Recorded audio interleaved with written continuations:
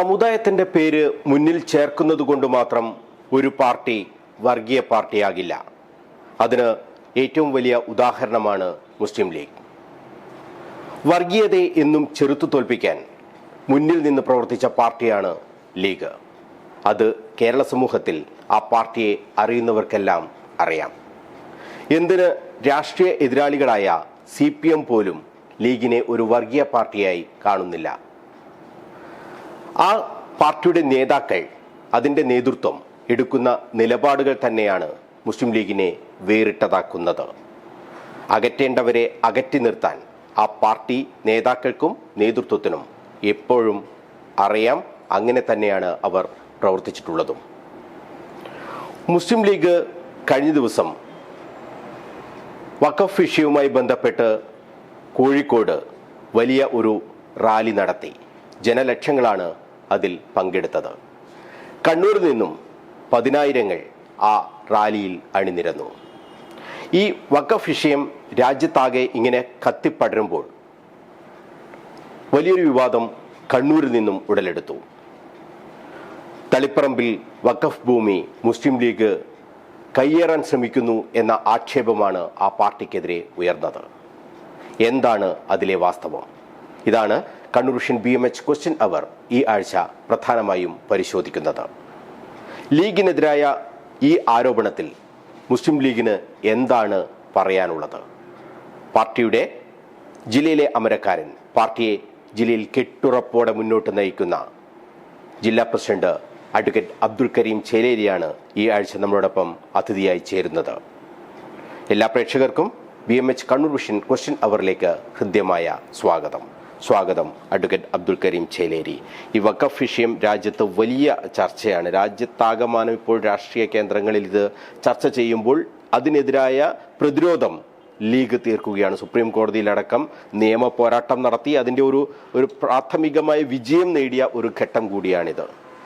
ഇത്തരം സംഭവങ്ങളൊക്കെ നടക്കുമ്പോൾ തളിപ്പറമ്പിൽ നിന്ന് നിങ്ങൾക്കെതിരായ ഒരു പ്രചരണം വരികയാണ്. വഖഫ് ഭൂമി കൈക്കലാക്കാൻ ലീഗ് നേതാക്കൾ തന്നെ ശ്രമിക്കുന്നു എന്ന ആക്ഷേപം. എങ്ങനെയാണ് പാർട്ടി അതിനെ കാണുന്നത്? സത്യത്തിൽ ഈ വിഷയത്തിൽ മുസ്ലിം ലീഗിനെ അനാവശ്യമായി വലിച്ചിഴക്കുകയാണ്. മുസ്ലിം ലീഗ് ഒരു രാഷ്ട്രീയ പാർട്ടി എന്നുള്ള നിലയിൽ ഈ വിഷയത്തിൽ പ്രതികരിക്കേണ്ട കാര്യം പോലുമില്ല. പക്ഷേ മുസ്ലിം ലീഗിൻ്റെ ചില നേതാക്കന്മാർ തളിപ്പറമ്പ് സർ സെയ്ദ് കോളേജിൻ്റെ മാതൃസംഘടനയായ കണ്ണൂർ ജില്ലാ മുസ്ലിം എഡ്യൂക്കേഷണൽ അസോസിയേഷൻ്റെ ഭാരവാഹികളായി എന്നതുകൊണ്ട് മുസ്ലിം ലീഗിനെ ചേരിതിരിഞ്ഞ് ആക്രമിക്കാൻ ഒരു കൂട്ടം ആളുകൾ ശ്രമിക്കുകയാണ്. വളരെ ദൗർഭാഗ്യകരമായ ഒരു കാര്യം, വഖഫ് സംരക്ഷണ നിയമത്തിനെതിരായിട്ടുള്ള ഭേദഗതിക്കെതിരായിട്ടുള്ള ഒരു പോരാട്ടം, വഖഫ് നിയമ ഭേദഗതിക്കെതിരായിട്ടുള്ള ഒരു പോരാട്ടം കേരളത്തിൽ നടക്കുന്ന സമയത്ത് ഈ വിഷയം ഉയർന്നു വന്നപ്പോൾ മുസ്ലിം ലീഗിനെ അതിൽ പ്രതിക്കൂട്ടിൽ നിർത്താൻ ബഹുമാനായ കേരളത്തിൻ്റെ മുഖ്യമന്ത്രി തന്നെ ശ്രമിച്ചു എന്നതാണ് ഇതിൽ മുസ്ലിം ലീഗ് പ്രതികരിക്കാൻ നിർബന്ധിതമാകുന്ന ഒരു സാഹചര്യം. സത്യത്തിൽ തളിപ്പറമ്പ് സർ സെയ്ദ് കോളേജും അതിൻ്റെ അനുബന്ധ സ്ഥാപനങ്ങളും 1964 സുപ്രീം കോടതി ജസ്റ്റിസായിരുന്ന, പിന്നീട് സുപ്രീം കോടതി ജസ്റ്റിസായിരുന്ന കണ്ണൂരുകാരനായ V. ഖാലിദ് സാഹിബ് നേതൃത്വം കൊടുത്ത് ഉണ്ടാക്കിയിട്ടുള്ള ഒരു NGO, സൊസൈറ്റി രജിസ്ട്രേഷൻ ആക്ട് അനുസരിച്ച് പ്രവർത്തിക്കുന്ന ഒരു സംഘടനയുടെ മാനേജ്മെൻറ്റ് കീഴിലുള്ളതാണ്. അതിൽ കാലാകാലങ്ങളിൽ മുസ്ലിം ലീഗുകാരല്ലാത്ത ഒരുപാട് ആളുകൾ ആ CDMAയുടെ തലപ്പത്തുണ്ടായിട്ടുണ്ട്. അതുപോലെ സർ സെയ്ദ് കോളേജ് മാനേജ്മെൻറ്റിൽ ഉണ്ടായിട്ടുണ്ട്. അവരൊക്കെ ഒരു നാടിൻ്റെ പൊതുവായിട്ടുള്ള വിദ്യാഭ്യാസ സമുദ്ധാരണത്തിന് വേണ്ടിയുള്ള പ്രയത്നങ്ങളിൽ ഏർപ്പെട്ടപ്പോൾ മലബാറിൻ്റെ ന്യൂനപക്ഷ തലങ്ങളിൽ പ്രത്യേകിച്ചുള്ള വിദ്യാഭ്യാസ പുരോഗതിയിലാക്കിക്കൊണ്ടാണ് ഇത്തരമൊരു കലാലയം ഉണ്ടാക്കാൻ മുന്നിട്ടിറങ്ങിയത്. അത് ഇന്ന് വളരെ ഉയർന്ന തലത്തിൽ വിരാജിച്ച് നിൽക്കുകയാണ്. ഒട്ടേറെ സ്ഥാപനങ്ങളാണ് CDMAയുടെ കീഴിൽ വന്നിട്ടുള്ളത്. അത്തരമൊരു സ്ഥാപനം അതിൻ്റെ എല്ലാ മഹിമയോടും കൂടി നിലനിൽക്കണം എന്നതിൽ മുസ്ലിം ലീഗിന് അഭിപ്രായം വ്യത്യാസമില്ല. മുസ്ലിം ലീഗ് അതിനു വേണ്ടി നിലകൊള്ളുന്നൊരു പാർട്ടി കൂടിയാണ്. ഇവിടെ ഈ വിഷയം ഉയർന്നു വന്നപ്പോൾ മുസ്ലിം ലീഗിൻ്റെ നേതാക്കന്മാർ അതിൻ്റെ ഭാരവാഹികളായി എന്നതുകൊണ്ട് മാത്രം മുസ്ലിം ലീഗിനെ കുറ്റപ്പെടുത്തുന്നതിൽ യാതൊരു അർത്ഥമില്ല. മുസ്ലിം ലീഗ് അതിൽ കക്ഷിയല്ല. ആ വിഷയത്തിൽ മുസ്ലിം ലീഗിന് പറയാനുള്ള നിലപാടുകൾ വളരെ വ്യക്തമായി ഞങ്ങൾ പറയുകയും ചെയ്തിട്ടുണ്ട്. ഈ വിവാദത്തിന് പ്രധാനപ്പെട്ട ഒരു കാരണം ഈ സൊസൈറ്റി ഹൈക്കോടതിയിൽ ഒരു സത്യവാങ്മൂലം നൽകുകയാണ്. ഇത് വഖഫ് ഭൂമിയല്ല, it is not a waqf land എന്ന് പറഞ്ഞുകൊണ്ടുള്ള ഒരു വേർഡാണ് അതിൽ ഒരു പ്രധാന പ്രശ്നമായി ഇപ്പോൾ ആരോപണമായി ഉന്നയിക്കുന്നത്. നിങ്ങൾ അതിനെ ഒരു ക്ലറിക്കൽ മിസ്റ്റേക്ക് എന്നാണ് വിശേഷിപ്പിച്ചിട്ടുള്ളത്. ഇതൊരു ക്ലറിക്കൽ മിസ്റ്റേക്ക് ആണോ? ബോധപൂർവം ഇത് വഖഫ് ഭൂമിയല്ല എന്ന് പറഞ്ഞ് ഹൈക്കോടതിയിൽ സത്യവാങ്മൂലം നൽകുകയാണ്. അതൊരു വീഴ്ച തന്നെയല്ലേ? ഞാൻ മനസ്സിലാക്കുന്നത് ഉത്തരവാദപ്പെട്ടിട്ടുള്ള CDMA ഭാരവാഹികളുമായി സംസാരിച്ചപ്പോൾ ഈ വിഷയത്തിൽ ഒരു അഫിഡവിറ്റ് നൽകാൻ അഭിഭാഷകരെ ഏർപ്പാട് ചെയ്യുകയും ആ അഭിഭാഷകർ അത് സംബന്ധിച്ചിട്ടുള്ള അഫിഡവിറ്റ് തയ്യാറാക്കിയ സമയത്ത് വന്നിട്ടുള്ള ഒരു പിശകാണത്. അല്ലാതെ CDMA ഭാരവാഹികൾക്ക് പോലും അതൊരു വഖഫ് പ്രോപ്പർട്ടി അല്ല എന്നുള്ള അഭിപ്രായം ഉണ്ട് എന്നെനിക്ക് തോന്നുന്നില്ല. അതിനേറ്റവും അടിസ്ഥാനപരമായിട്ടുള്ള കാര്യം, ഈ വിഷയം ഉയർന്നു വന്നപ്പോൾ ഈ കാര്യം ചർച്ച ചെയ്യാൻ വേണ്ടി CDMA എക്സിക്യൂട്ടീവ് യോഗം കഴിഞ്ഞ 14-ാം തീയതി വിളിച്ചു ചേർത്തിട്ടുണ്ടായിരുന്നു. ആ യോഗത്തിൽ പങ്കെടുത്തിട്ടുള്ള മുസ്ലിം ലീഗിൻ്റെ ജില്ലാ ഭാരവാഹികൾ ഒന്നടങ്കം ഇതിൽ CDMAക്ക് അല്ലെങ്കിൽ അഭിഭാഷകർക്ക് വീഴ്ച പറ്റിയിട്ടുണ്ട്, ഇത് വഖഫ് പ്രോപ്പർട്ടിയാണ്, വഖഫ് പ്രോപ്പർട്ടി അല്ല എന്ന് പറയുന്നതിൽ യാതൊരു അർത്ഥമില്ല, അതുകൊണ്ട് അത് തിരുത്തേണ്ടതുണ്ട് എന്ന് ശക്തമായി ആവശ്യമുന്നയിച്ചപ്പോൾ ആ മാനേജ്മെൻറ്റ് അതിന് തയ്യാറാവുകയും അങ്ങനെ ആ ഒരു പിഴവ് തിരുത്താൻ വേണ്ടി അഭിഭാഷകർക്ക് നിർദ്ദേശം നൽകുകയും ചെയ്തു എന്നാണ് ഞാൻ മനസ്സിലാക്കുന്നത്.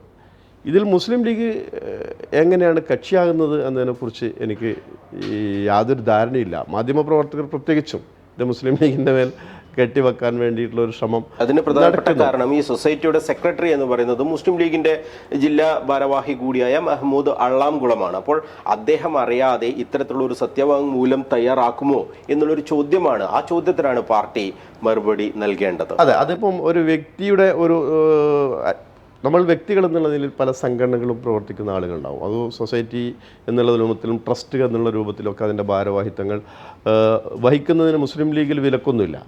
സ്വാഭാവികമായിട്ടും അങ്ങനെ ചെയ്യാറുണ്ട്. CDMA തലപ്പത്ത് തന്നെ ഞാൻ നേരത്തെ പറഞ്ഞതുപോലെ പ്രമുഖരായിട്ടുള്ള ഒരുപാട് ആളുകളുണ്ടായിരുന്നു.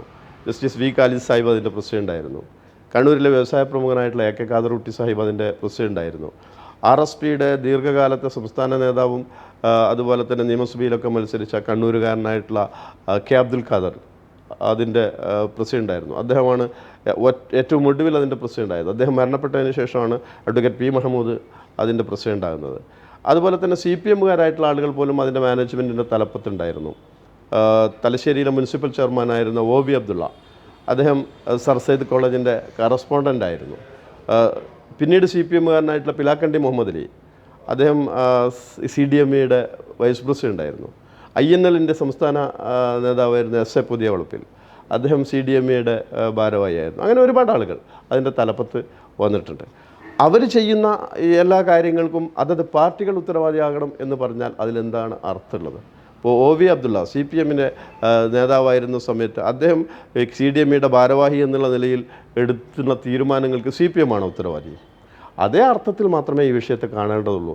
മുസ്ലിം ലീഗ് അക്കാര്യത്തിൽ വളരെ കണിശമായിട്ടുള്ള നിലപാട് എടുത്തിട്ടുള്ളത്, അത്തരത്തിൽ ഒരു പിഴവ് പറ്റിയിട്ടുണ്ടെങ്കിൽ അത് തിരുത്തണം എന്നുള്ളത് തന്നെയാണ് മുസ്ലിം ലീഗിൻ്റെ നിലപാട്. കാരണം വഖഫ് ഭൂമികൾ അന്യാധീനപ്പെട്ടു പോകുന്നതിനെ മുസ്ലിം ലീഗ് അതിശക്തമായി എതിർക്കും. അതിനുവേണ്ടിയുള്ള പോരാട്ടമാണ് മുസ്ലിം ലീഗ് കഴിഞ്ഞ കാലങ്ങളിൽ നടത്തിയത്. വഖഫുകൾ സംരക്ഷിക്കപ്പെടണം എന്നുള്ളത് കൊണ്ടാണല്ലോ ഈ വലിയ പോരാട്ടങ്ങൾ നടത്തുന്നത്. അതിൽ തളിപ്പറമ്പോ അല്ലെങ്കിൽ കണ്ണൂരോ എന്നുള്ള വേർതിരിവൊന്നും അല്ലെങ്കിൽ മറ്റേതെങ്കിലും ഒരു സംസ്ഥാനത്തെ ഏതെങ്കിലും പ്രദേശങ്ങളെന്നുള്ള വേർതിരിവൊന്നും മുസ്ലിം ലീഗിനില്ല. അക്കാര്യത്തിൽ മുസ്ലിം ലീഗിൻ്റെ നിലപാട് വളരെ കണിശമാണ്. അവിടെയുള്ള വഖഫ് പ്രോപ്പർട്ടി അത് തളിപ്പറമ്പ് മുസ്ലിം ജമാഅത്ത് ലീസിനായി കൊടുത്തിട്ടുള്ള പ്രോപ്പർട്ടിയാണ്. സ്വാഭാവികമായും അത് വഖഫ് പ്രോപ്പർട്ടി തന്നെയാണ്. അതിൽ കർശനമായിട്ടുള്ള നിലപാട് CDMA എടുക്കണം എന്നുള്ള കാര്യത്തിൽ യാതൊരു സംശയമില്ല. എന്തായാലും അവർക്കൊരു വീഴ്ച പറ്റി എന്ന കാര്യത്തിൽ ഒരു സംശയമില്ല. ആ വീഴ്ച അവർ തന്നെ സമ്മതിച്ചിട്ടുണ്ടോ? ആ വീഴ്ച പറ്റി എന്നുള്ളത് കൊണ്ടാണല്ലോ അത് തിരുത്താൻ അവർ തീരുമാനിക്കുന്നത്. അപ്പോൾ അങ്ങനെയാണെങ്കിൽ ഈ സൊസൈറ്റിയിൽ ഒരു അഴിച്ചുപണി ആവശ്യമല്ലേ? ലീഗ് നേതൃത്വത്തിലുള്ള ആളുകൾക്ക് തന്നെ അത്തരത്തിലുള്ള ഒരു നടപടി ഒരു വീഴ്ച സംഭവിച്ച സാഹചര്യത്തിൽ ആ സൊസൈറ്റിയിൽ ഒരു അഴിച്ചുപണി അത്യാവശ്യമല്ലേ? അല്ല, അതിനെക്കുറിച്ച് ഇപ്പം ഞാനിപ്പോൾ അഭിപ്രായം പറയാൻ ആളല്ല. കാരണം അത് ആ സംഘടന എടുക്കേണ്ടുന്ന ഒരു തീരുമാനമാണ്. അതിന് വ്യവസ്ഥാപിതമായിട്ടുള്ള ഒരു കമ്മിറ്റിയുണ്ട്, എക്സിക്യൂട്ടീവ് കമ്മിറ്റിയുണ്ട്, അതുപോലെ തന്നെ അതിനുള്ള ജനറൽ ബോഡി മെമ്പർമാരുണ്ട്. അവർക്കാണ് അത് പരിശോധിക്കുന്നത്. ഒരു വീഴ്ച പറ്റി എന്നുള്ളത് കൊണ്ട് ആകെ അത് അഴിച്ചു പണിയേണ്ടുന്ന ഒരു സാഹചര്യമൊക്കെ ഉണ്ട് എന്ന് എനിക്ക് തോന്നുന്നില്ല. കാരണം ആ വീഴ്ച അവർ തിരുത്തി, അവർ ആ സ്റ്റാൻഡിൽ ഉറച്ചു നിൽക്കുന്ന പോലും ഇല്ല എന്നാണ് ഞാൻ മനസ്സിലാക്കുന്നത്. അല്ല, ആ വീഴ്ച സംഭവിച്ചതിലൂടെ സംഭവിക്കാൻ പോകുന്ന മറ്റൊരു വലിയ പ്രശ്നം ഈ അവിടെ ഒരു ഇല്ലത്തിൻ്റെ ഭൂമിയാണ് ഇത് എന്നുള്ള രീതിയിലാണല്ലോ അവർ അവകാശവാദം ഉന്നയിക്കുന്നത്. ആ ഇല്ലം ഇപ്പോൾ നരിക്കോട്ട് ഇല്ലം, ആ ഇല്ലത്തിൻ്റെ ആളുകൾ പറയുന്നു ഇത് ഞങ്ങളുടെ ഭൂമിയാണ്, ഇതിന് ഏറ്റവും വലിയ തെളിവാണ് ഈ ഹൈക്കോടതിയിൽ കൊടുത്ത സത്യവാങ്മൂലം എന്ന് അവർ പറയുകയാണ്. അപ്പോൾ ആ സത്യവാങ്മൂലം വെച്ച് ഈ ഭൂമിക്ക് ആ ഇല്ലം അവകാശവാദം ഉന്നയിച്ച് മുന്നോട്ട് വരുന്നു. ഇതിനെ നിയമപരമായി പിന്തുണക്കും എന്ന് BJP പ്രഖ്യാപിക്കുകയാണ്. കേവലം ഒരു സത്യവാങ്മൂലത്തിൻ്റെ അടിസ്ഥാനത്തിൽ മാത്രം എടുക്കേണ്ടുന്ന ഒരു തീരുമാനമല്ലല്ലോ അത് നരിക്കോട്ട് ഇല്ലത്തിൻ്റെതാണോ അതോ തളിപ്പറമ്പ് മുസ്ലിം ജമാഅത്തിൻ്റെതാണോ എന്നത് സംബന്ധിച്ചിട്ടൊക്കെയുള്ള തർക്കങ്ങളിലേക്ക് പോകുമ്പോൾ അതിൻ്റെ നിജസ്ഥിതി പരിശോധിക്കാൻ ഇവിടെ ഉത്തരവാദപ്പെട്ടുള്ള നീതിന്യായ വ്യവസ്ഥയും കോടതികളൊക്കെ ഉണ്ട്. കോടതികൾ അത് പരിശോധിക്കട്ടെ അത്തരം ചില വ്യവഹാരങ്ങളിലേക്ക് പോകുമ്പോൾ. ഞാൻ അതിനെക്കുറിച്ചല്ല അഭിപ്രായം പറയുന്നത്. ഇവിടെ നരിക്കോട്ട് ഇല്ലത്തിൻ്റെ കാര്യത്തിലായിരുന്നാലും തളിപ്പറമ്പ് മുസ്ലിം ജമാഅത്തിൻ്റെ വിഷയത്തിലായിരുന്നാലും കേരളത്തിലെ പൊതുവായിട്ടുള്ള സാമൂഹ്യ മണ്ഡലത്തിൽ വിദ്യാഭ്യാസപരമായിട്ടുള്ള പുരോഗതി ലക്ഷ്യമിട്ടുകൊണ്ട് പ്രവർത്തിക്കുന്ന സംഘടനകളെ കക്ഷി രാഷ്ട്രീയ ചിന്താഗതികൾക്ക് അതീതമായി ജാതി മത പരിഗണനകൾക്ക് അതീതമായി എല്ലാ കാലത്തും എല്ലാ ആളുകളും സഹായിച്ചിട്ടുണ്ടാകും. അതിൽ വ്യത്യസ്തമായിട്ടുള്ള ആശയങ്ങളുള്ള ആളുകൾ പോലും ഒരു നാടിൻ്റെ പൊതുവായിട്ടുള്ള വിദ്യാഭ്യാസ സമുദ്ധാരണത്തിന് വേണ്ടിയിട്ടുള്ള പ്രക്രിയയിൽ പങ്കാളികളാകുന്ന അനുഭവമാണ് നമുക്കെല്ലായ്പ്പോഴും കണ്ടിട്ടുള്ളത്. അപ്പോൾ ഈ വിഷയത്തിൽ നരിക്കോട്ടില്ലം എന്ന് പറയുന്ന ഒരു പ്രത്യേക ഇല്ലം അല്ലെങ്കിൽ അതിൻ്റെ അനന്തരാവകാശികൾ അത്തരമൊരു അവകാശവാദമായി മുന്നോട്ട് വരികയുന്നുണ്ട് എങ്കിൽ അതിനെക്കുറിച്ച് നിയമപരമായിട്ട് പരിശോധിക്കണം. അങ്ങനെ സങ്കീർണമായിട്ടുള്ള പ്രശ്നങ്ങളിലേക്ക് പോകുകയാണെങ്കിൽ അതിന് മാന്യമായിട്ടുള്ള പരിഹാരം ഉണ്ടാക്കണം. കാരണം അവിടെ ഈ പറയപ്പെട്ടിട്ടുള്ള 22 ഏക്കർ സ്ഥലത്ത് വിശാലമായി പരന്നു കിടക്കുന്ന ഒരുപാട് ഉന്നതമായിട്ടുള്ള സ്ഥാപനങ്ങളുണ്ട്. സർ സെയ്ദ് കോളേജുണ്ട്, കെ സാഹിബ് BEd കോളേജുണ്ട്, അതുപോലെ തന്നെ ഹയർ സെക്കൻഡറി സ്കൂളുണ്ട്, ഒരു ടെക്നിക്കൽ സ്റ്റഡീസ് ഇൻസ്റ്റിറ്റ്യൂട്ടുണ്ട്. അങ്ങനെ ഒട്ടേറെ സ്ഥാപനങ്ങൾ ഉള്ള ഒരു വലിയ വിദ്യാഭ്യാസ സമുച്ചയം തന്നെ ഈ പ്രോപ്പർട്ടിയിൽ നിലനിൽക്കുന്നുണ്ട്. അപ്പോൾ അതിനൊക്കെ മാന്യമായിട്ടുള്ള പരിഹാരം ഉത്തരവാദപ്പെട്ട ആളുകൾ കണ്ടെത്തേണ്ടത് കൂടിയുണ്ട്. അങ്ങനെ നിയമപരമായിട്ടുള്ള ഒരു പര്യവസാനത്തിൽ അത് വല്ലാത്തൊരു സങ്കീർണതയിലേക്ക് പോകുമ്പോൾ അവിടെയും സാമൂഹ്യപരമായിട്ടുള്ള നമുക്ക് ഉത്തരവാദിത്വങ്ങളുണ്ട്. ആ ഉത്തരവാദിത്വങ്ങൾ ഭംഗിയായി നിർവഹിക്കാൻ കഴിയുന്ന രാഷ്ട്രീയ നേതാക്കന്മാരുണ്ട്, ഭരണാധികാരികളുണ്ട് കേരളത്തിൽ. അവർക്കൊക്കെ അതിൽ മാന്യമായിട്ടുള്ള ഇടപെടലുകൾ നടത്താൻ പറ്റും എന്നാണ് ഞാൻ മനസ്സിലാക്കുന്നത്. ഏതായാലും ഇതിൽ നരിക്കോട്ട് ഇല്ലക്കാരുടെ അവകാശവാദം എത്രമാത്രം ശരിയാണ് എന്നതും അതുപോലെ തന്നെ ഇതെങ്ങനെ തളിപ്പറമ്പ് മുസ്ലിം ജമാഅത്തിന് ലഭ്യമായി എന്നതിനെക്കുറിച്ച് നിയമപരമായി പരിശോധിക്കേണ്ട സമയത്ത് പരിശോധിക്കുമല്ലോ, അത് പരിശോധിക്കട്ടെ. ഞാൻ അതിനെക്കുറിച്ച് ഇപ്പോൾ ഒരു അഭിപ്രായം പറയുന്നത് ശരിയല്ല എന്നാണ് എനിക്ക് തോന്നുന്നത്. ഈ BJP ഇതിൽ കലക്കവെള്ളത്തിൽ മീൻ പിടിക്കാനുള്ള ഒരു ശ്രമം നടത്തുന്ന ഒരു സാഹചര്യം, അതായത് ഈ തളിപ്പറമ്പിൽ ഏതാണ്ട് 600 ഏക്കറോളം വരുന്ന ഭൂമി അത് വഖഫിൻ്റേതല്ല എന്ന കാര്യമാണ് ഇപ്പോൾ BJP പറയുന്നത്. പുതിയ വഖഫ് ഈ സംരക്ഷണ ബില്ലുമായി ബന്ധപ്പെടുത്തി കൊണ്ടുകൂടിയാണ് ഈ കാര്യങ്ങളൊക്കെ നടത്തുന്നത്. ഒരു വലിയ ഒരു കരുനീക്കങ്ങൾ ഇതിന് പിന്നിലൊക്കെ നടക്കുന്നുണ്ട് എന്ന് സംശയിക്കേണ്ട ഒരു സാഹചര്യമുണ്ടോ നിലവിൽ? ഇത് കേരളത്തിൻ്റെ പൊതുവായിട്ടുള്ള രാഷ്ട്രീയ സാഹചര്യത്തിൽ സ്ഥാപിത താല്പര്യക്കാരായിട്ടുള്ള ആളുകൾ ഇത്തരം വിഷയങ്ങൾ വരുമ്പോൾ ആ വിഷയങ്ങളെ സങ്കീർണമായി നിലനിർത്താൻ വേണ്ടിയാണ് ശ്രമിക്കുന്നത്. ദൗർഭാഗ്യവശാൽ കേരളത്തിൻ്റെ മുഖ്യമന്ത്രി തന്നെ അതിന് വളം വെച്ചു കൊടുത്തു എന്നുള്ളതാണ് തളിപ്പറമ്പിലെ വിഷയവുമായി ബന്ധപ്പെട്ട് ഞങ്ങളുടെ ഒരു വിമർശനം. കാരണം ഈ ഒരു വിഷയം വന്നപ്പോൾ അതിൻ്റെ നിജസ്ഥിതി പരിശോധിച്ച് അതിൽ ഒരു ഉത്തരവാദപ്പെട്ട ഭരണാധികാരി എന്നുള്ള നിലയിൽ അതിലൊരു അഭിപ്രായം പറയുന്നതിന് പകരം ഇതിൽ മുസ്ലിം ലീഗിനെ കക്ഷി ചേർത്തുകൊണ്ടുള്ള ഒരു നിലപാട്, മുസ്ലിം ലീഗ് കാര്യത്തിൽ ഇരട്ടത്താപ്പെടുന്ന നിലപാടെടുക്കുന്നു. വഖഫ് സംരക്ഷണ റാലി ഒരു ഭാഗത്ത് നടത്തുമ്പോൾ മുസ്ലിം ലീഗിൻ്റെ നേതാക്കന്മാർ വഖഫ് ഭൂമി തട്ടിയെടുക്കുന്നു, അതിന് കൂട്ടു നിൽക്കുന്നു എന്നുള്ള രൂപത്തിലാണ് മുഖ്യമന്ത്രി അതിനെക്കുറിച്ച് പരാമർശിച്ചത്. കണ്ണൂരിലെ ചില CPM നേതാക്കന്മാർ, CPMൻ്റെ ജില്ലാ നേതാക്കന്മാർ ഉൾപ്പെടെയുള്ള ആളുകളാണല്ലോ ഈ വിഷയം ആദ്യമായി ഉയർത്തിക്കൊണ്ടുവന്നത്. അതിനെ തുടർന്നാണ് സത്യത്തിൽ മറ്റ് ആളുകളും ഇത് ഏറ്റെടുത്തത്. കേരളത്തിൽ അത്തരമൊരു സാഹചര്യം രൂപപ്പെട്ട് നിൽക്കുന്നത് ഇപ്പോൾ മുനമ്പം വിഷയത്തിൽ നമുക്കറിയാം. മുനമ്പം വിഷയം രമ്യമായി പരിഹരിക്കണമെന്നുള്ള നിലപാടെടുത്ത പാർട്ടിയാണ് മുസ്ലിം ലീഗ്. അതിന് നേതൃത്വപരമായിട്ടുള്ള പങ്കാളിത്തം വഹിക്കാൻ മുസ്ലിം ലീഗ് തയ്യാറാണ് എന്ന് മുസ്ലിം ലീഗ് പ്രഖ്യാപിച്ചു. അതിൻ്റെ അടിസ്ഥാനത്തിൽ മുസ്ലിം ലീഗ് ഉത്തരവാദപ്പെട്ട ബിഷപ്പുമാരെയൊക്കെ അതിൻ്റെ മുസ്ലിം ലീഗിൻ്റെ സംസ്ഥാന അധ്യക്ഷൻ പാണക്കാട് സെയ്ദ് സാദിഖ് അലി ശിഹാബ് തങ്ങളും പി കെ കുഞ്ഞാലിക്കുട്ടി സാഹിബും നിരവധി തവണ പോയി കണ്ടു. അവരുടെ ഇടയിൽ തന്നെ ആ കാര്യത്തിലൊരു സമവായം ഒക്കെ രൂപപ്പെട്ടു. പക്ഷേ ആധികാരികമായ ഒരു സങ്കീർണമായിട്ടൊരു വിഷയം അതിന് പരിഹരിക്കാനുള്ള മുൻകൈ എടുക്കേണ്ടത് സർക്കാർ തലത്തിലാണ് എന്നുള്ള നിലപാടാണ് മുസ്ലിം ലീഗ് എടുത്തത്.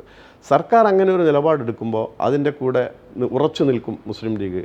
സർക്കാരിന് സഹായകമായി മുസ്ലിം ലീഗ് ഉണ്ടാകും എന്ന് സംസ്ഥാന അധ്യക്ഷൻ തന്നെ പ്രഖ്യാപിച്ചു. ഏറ്റവും ഒടുവിൽ കോഴിക്കോട് വഖഫ് റാലി നടന്ന സമയത്ത് അദ്ദേഹത്തിൻ്റെ പ്രസംഗത്തിൽ പരാമർശിച്ചിട്ടുള്ള ഒരു കാര്യമുണ്ട്. ഏത് പാതിരാ നേരത്തും ഈ വിഷയം പരിഹരിക്കാൻ ഞങ്ങളെ വിളിച്ചാൽ അതിൻ്റെ മുൻപന്തിയിൽ ഞങ്ങളുണ്ടാകും. അത്രമാത്രം വിശാലമായിട്ട് നാട്ടിൽ സാമുദായിക സൗഹാർദ്ദം നിലനിൽക്കണമെന്ന് ആഗ്രഹിക്കുന്ന ഒരു പാർട്ടിയാണ് മുസ്ലിം ലീഗ്. അത് അങ്ങനെ മുസ്ലിം ലീഗ് നിലപാടെടുക്കുമ്പോഴും ഇതിൽ കലക്ക് വെള്ളത്തിൽ മീൻ പിടിച്ച് രാഷ്ട്രീയ മുതലെടുപ്പ് ഉണ്ടാക്കി എങ്ങനെയാണ് 2 വോട്ടുകൾ നേടിയെടുക്കാൻ കഴിയുക, തെരഞ്ഞെടുപ്പുകളൊക്കെ വരുന്ന സമയത്ത് 2 വ്യത്യസ്ത മതവിഭാഗങ്ങളെ ഇത്തരം ചില വിഷയങ്ങളുടെ പേരിൽ എങ്ങനെയാണ് തമ്മിലടിപ്പിക്കാൻ പറ്റുക എന്നൊക്കെ ശ്രമിക്കുന്ന കൂട്ടത്തിലുള്ള ആളുകളുടെ കൂട്ടത്തിൽ BJP ഉണ്ട്, ആ കൂട്ടത്തിൽ CPM ഉണ്ട്, മറ്റു ചില സംഘടനകളൊക്കെ ഉണ്ട്. അവരാണ് ഈ വിഷയത്തെ പർവ്വതീകരിച്ചുകൊണ്ട് സജീവമായി നിലനിർത്താൻ ആഗ്രഹിക്കുന്നത്. അങ്ങനെ സജീവമായി സമൂഹ മധ്യത്തിൽ നിലനിർത്തിയിട്ട് ഒരു സങ്കീർണാവസ്ഥയിലേക്ക് ഈ വിഷയം കൊണ്ടുപോകരുത് എന്നുള്ളത് തന്നെയാണ് മുസ്ലിം ലീഗിന്റെ നിലപാട്. മുസ്ലിം ലീഗിന്റെ റാലി കോഴിക്കോട് നടക്കുന്ന സമയം ഏതാണ്ട് അതേ സമയത്ത് തന്നെയാണ് മുഖ്യമന്ത്രിയുടെ വാർത്താ സമ്മേളനം. അന്ന് പെട്ടെന്ന് വാർത്താ സമ്മേളനം നിശ്ചയിക്കുന്നു. ഈ വിഷയത്തിൽ മുഖ്യമന്ത്രിയോടൊരു ചോദ്യം പോലും ഇല്ലാതെയാണ് ഈ വിഷയത്തിൽ മുഖ്യമന്ത്രി ലീഗിനെ പ്രതിക്കൂട്ടിൽ നിർത്തിക്കൊണ്ടുള്ള ഈ കാര്യം, തളിപ്പറമ്പിലെ ഈ പ്രാദേശികമായ വിഷയം മുഖ്യമന്ത്രി തന്നെ ഉയർത്തുന്നത്. ഇതിൽ ഏതെങ്കിലും തരത്തിൽ ഒരു ഗൂഢാലോചന സംശയിക്കുന്നുണ്ടോ ലീഗ്? തീർച്ചയായും അതിൽ നിങ്ങൾ പറഞ്ഞ മാതിരി വഖഫ് റാലി നടന്നുകൊണ്ടിരിക്കുന്ന സമയത്ത് തന്നെ ഈ വിഷയം മുഖ്യമന്ത്രി ഉയർത്തിക്കൊണ്ടുവരികയും അതിനെ മുസ്ലിം ലീഗിൻ്റെ നിലപാട് നികഴ്ത്തി കാണിക്കാൻ ശ്രമിക്കുകയും അതിലൂടെ ഒരു രാഷ്ട്രീയ ദുഷ്ടലാക്ക് അദ്ദേഹത്തിനുണ്ട് എന്നുള്ളതാണ് ഞങ്ങൾ നേരത്തെയും പറഞ്ഞത്. അതിനെ സാധൂകരിക്കുന്നുള്ള നിലപാടുകളാണ് പിന്നീട് കണ്ണൂരിലെ ചില CPM നേതാക്കന്മാർ സ്വീകരിക്കുകയും ചെയ്തു. എല്ലാവരും അങ്ങനെയാണ് എന്നുള്ള അഭിപ്രായക്കാരൻ അല്ല ഞാൻ. വളരെ അവധാനതയോടുകൂടി വിഷയത്തെ കൈകാര്യം ചെയ്യുന്ന CPMൻ്റെ നേതാക്കന്മാരുമുണ്ട് എന്നാണ് ഞാൻ മനസ്സിലാക്കുന്നത്. പക്ഷേ ചില ആളുകൾക്ക് എല്ലാ കാലത്തും ഇത്തരം ചില വിഷയങ്ങൾ വരുമ്പോൾ അത് രാഷ്ട്രീയപരമായിട്ടുള്ള നേട്ടത്തിന് ഉപയോഗിക്കാൻ ശ്രമിക്കുന്നു. തങ്ങളുടെ എതിരാളികളെ എങ്ങനെയാണ് തകർക്കാൻ പറ്റുക അതിനുള്ള അവസരങ്ങൾ അവർ കാത്തുകിടക്കുന്നു. അതിൻ്റെ ഏറ്റവും ഒടുവിലത്തെ ഉദാഹരണമാണ് തളിപ്പറമ്പിലെ ഈ വഖഫ് ഭൂമിയെ ബന്ധപ്പെട്ട വിഷയത്തിൽ മുസ്ലിം ലീഗിനെ പ്രതിക്കൂട്ടിൽ കയറ്റാൻ വേണ്ടി ആവശ്യമില്ല. മുസ്ലിം ലീഗിനെ പ്രതിക്കൂട്ടിൽ ാൻ വേണ്ടിയിട്ട് ഈ വിഷയത്തെ സജീവമായി നിലനിർത്തുമ്പോൾ ഉണ്ടാകാവുന്ന സാമൂഹ്യപരമായിട്ടുള്ള ചില പശ്ചാത്തല പ്രത്യാഘാതങ്ങളെക്കുറിച്ച് ദൗർഭാഗ്യവശാൽ അവർ മനസ്സിലാക്കുന്നില്ല എന്നുള്ളത് വളരെ ഖേദകരമാണ്. ഈ മുസ്ലിം എഡ്യൂക്കേഷൻ സൊസൈറ്റിയുമായി ബന്ധപ്പെട്ട അതിൻ്റെ നേതാക്കൾ, അതിൻ്റെ തലപ്പത്തുള്ളവരൊക്കെ തന്നെ മുസ്ലിം ലീഗിൻ്റെ പ്രധാനപ്പെട്ട ആളുകളാണ്. ഈ ലീഗുമായി ബന്ധപ്പെട്ട് എപ്പോഴെല്ലാം വിഭാഗീയമായ പ്രശ്നങ്ങൾ തളിപ്പറമ്പ് മേഖലയിലൊക്കെ ഉണ്ടായിട്ടുണ്ടോ അതിനൊക്കെ ഒരു അടിത്തറ എന്ന് പറയുന്നത് ഈ സൊസൈറ്റിയുമായി ബന്ധപ്പെട്ട കാര്യങ്ങളൊക്കെയാണെന്ന് പറഞ്ഞ് കേട്ടിട്ടുണ്ട്. ഇപ്പോൾ PK സുബൈറിനെ പോലുള്ള ആളുകളൊന്നും ഈ സൊസൈറ്റിയുടെ ഭാഗത്തേക്ക് വരുന്നേ ഇല്ല എന്നുള്ളതാണ് അവിടെ നിന്നുള്ള ലീഗിൻ്റെ ആളുകൾ തന്നെ പറയുന്നത്. അതെന്തുകൊണ്ടാണ് അങ്ങനെ ഒരു മാറ്റി നിർത്തൽ അവിടെ ഉണ്ടാകുന്നത്? ഒരു വിഭാഗീയതക്കൊക്കെ ഇത്തരം പ്രശ്നങ്ങളൊക്കെ പുറത്തേക്ക് വരുന്നതിനൊക്കെ കാരണമാകുന്നുണ്ടോ? ഇതിൽ നമ്മൾ സംശയിക്കേണ്ടുന്ന വേറെ ചില കാര്യം കൂടിയുണ്ട്. ഒന്ന്, തളിപ്പറമ്പിലെ മുസ്ലിം ലീഗിനകത്ത് ചില കാലങ്ങളിൽ വളരെ രൂക്ഷമായിട്ടുള്ള അഭിപ്രായ വ്യത്യാസങ്ങൾ ഉണ്ടായിരുന്നു. അത് എല്ലാവർക്കും അറിയാവുന്നതാണ്. പക്ഷേ ഇപ്പോൾ അവിടുത്തെ എല്ലാ പ്രശ്നങ്ങളും പരിഹരിക്കപ്പെട്ടിട്ടുണ്ട്. പ്രശ്നങ്ങൾ ഒരു ഫോർമുലയുടെ അടിസ്ഥാനത്തിൽ തീർത്തു, അത് ഡിക്ലെയർ ചെയ്തു. അത് വളരെ സ്മൂത്തായിട്ട് ആ കമ്മിറ്റി പ്രവർത്തിച്ചു കൊണ്ടിരിക്കുന്ന ഒരു സമയം. അപ്പോൾ തളിപ്പറമ്പിൽ സ്ഥായിയായിട്ട് ഇത്തരം പ്രശ്നങ്ങൾ നിലനിൽക്കണമെന്ന് ആഗ്രഹിക്കുന്ന ചില സ്ഥാപിത താൽപ്പര്യരുണ്ടാകാം.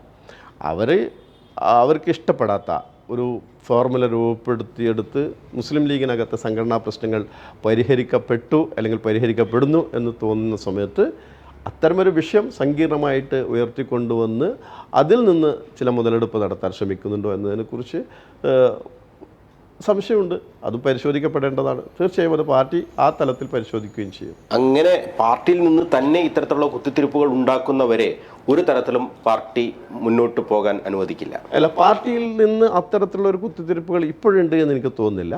കാരണം അത് മുസ്ലിം ലീഗിൻ്റെ പാർട്ടി എന്നുള്ള നിലയിൽ ഒരു നിലപാടെടുത്തു കഴിഞ്ഞാൽ അതിൻ്റെ കൂടെ നിൽക്കാൻ എല്ലാ പാർട്ടി പ്രവർത്തകന്മാരും ബാധ്യസ്ഥരാണ്.